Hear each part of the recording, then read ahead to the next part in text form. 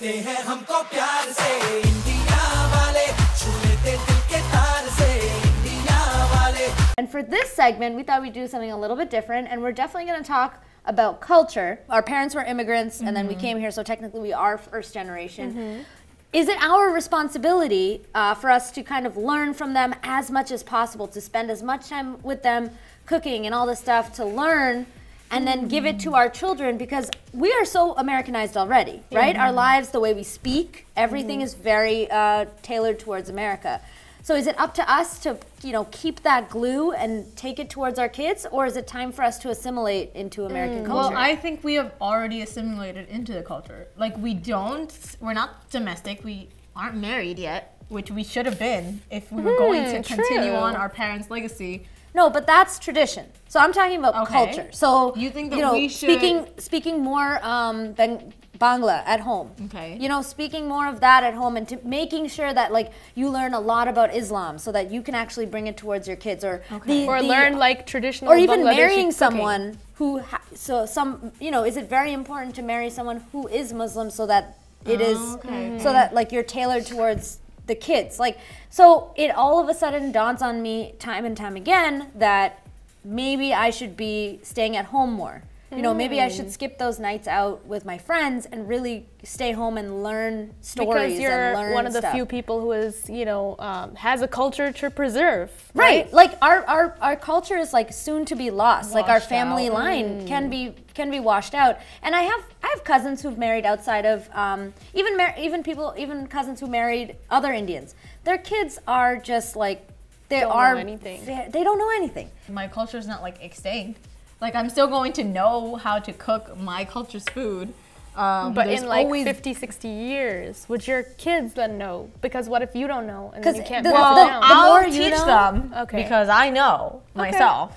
So like, I've educated myself enough to teach my kids. I actually used to, like, to be real here, I used to like wake up wishing I was white and stuff, and I wanted to like lose all of my culture because I was like, oh, I'm so weird, I don't know, you know?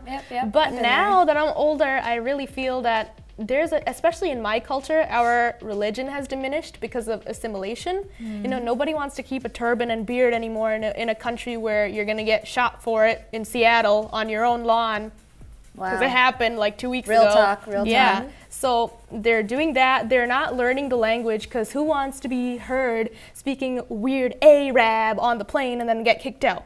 We're gonna lose it real quick. Like, it's diminishing, and it's not just for my culture, it's for all South Asian cultures, I could say. Yeah. That it's becoming like, I don't think people everywhere have grasped that it's actually cool to preserve your culture.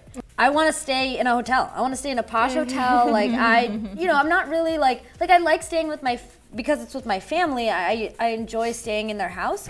But like if I'm going to India, I want like that other side of India, not like the side that I grew up in. Well, actually, I have a little story. When I went to Bangladesh, I stayed in the other side. I stayed in the village, and I lived with where my parents used to grow up, and I like slept with like no lights, and I didn't have a toilet. No fan, oh my no God. toilet. Like, how did you feel about that? So I felt like, oh my gosh, I'm so Americanized, and like I'm complaining about all these things that people over there don't really have, and they're appreciative of their lives.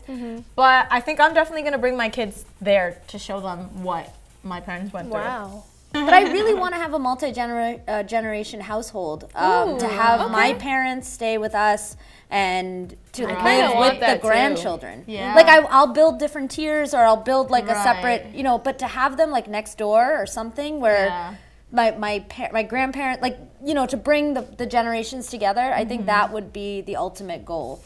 Do you actually know the scriptures for your languages? Like, yeah, like we can the Quran? speak them. No, like scriptures, like how to write it. I can't write. How to I can't write it. Oh, I used to write Arabic. Okay, so you Not know. Bengali though. Okay. I just, So you That's can like read Arabic as well? I can read the Quran. It's weird. That's cool. No, I can't that's really read Arabic if I'm seeing a sign or something. Oh, that's interesting. Wow. Ooh, you have a whole other connection right there. Very nice. That's cool, that's cool, that's cool. Well, I feel sometimes that I'm like, I don't know, I feel bad that I never got to learn it properly because who's going to teach my kids? Yeah. But then now I'm thinking like, even if I couldn't learn it, and I can't say I'm past the age to learn it properly. Yeah, you can But you know, always take like the time. at least I can put them through some kind of training so that they can learn it. So actually, maybe my kids will know more than I did. Right. Yeah. It might be a thing where you learn together. Yeah. If Well, it's important to you. guys, you know? I think we all should probably step up our game in our own A little bit. I think that we can all take a little bit of this going forward. It might be something. I digress. Let's take a quick break and we'll be back with the vibe very soon. Down. I'm here for all your spooky fact needs. It was built in 1829, only designed to hold 250